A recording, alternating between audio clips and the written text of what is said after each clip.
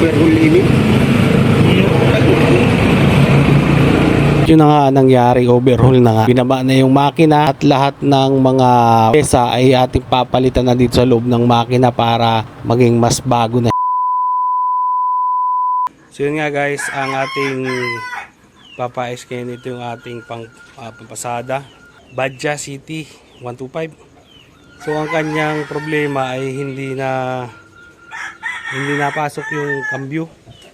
Titingnan natin kung ano yung sira nito at di mo itong video hanggang huli para malaman mo kung ano yung pinakasira. Guys, nakikita ninyo kapag tinatapakan ko yung kanyang cambio at aking ipipremera, hindi ito napasok. Talagang napakahirap niyang i-cambio, baski grabe ng kapit mo sa clutch, talagang hindi pumapasok yung cambio. Kaya talagang hindi tayo makakapasada ng maayos kapag ganito ang ating tricycle or motor. Kaya yan, dadalhin na natin sa payusan ng ating malaman kung ano sira. Pare, may tama. Ha? Overhaul ini.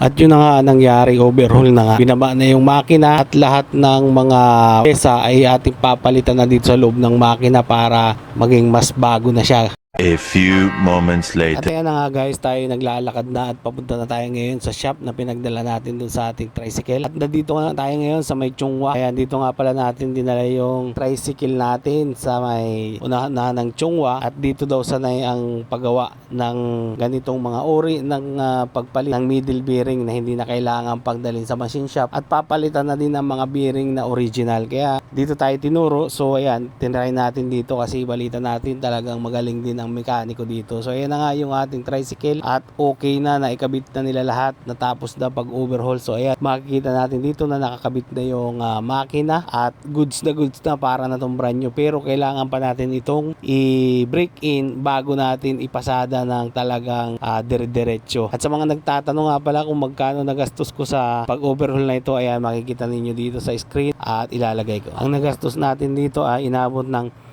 5,740 pesos. Ayan guys. Thank you for watching.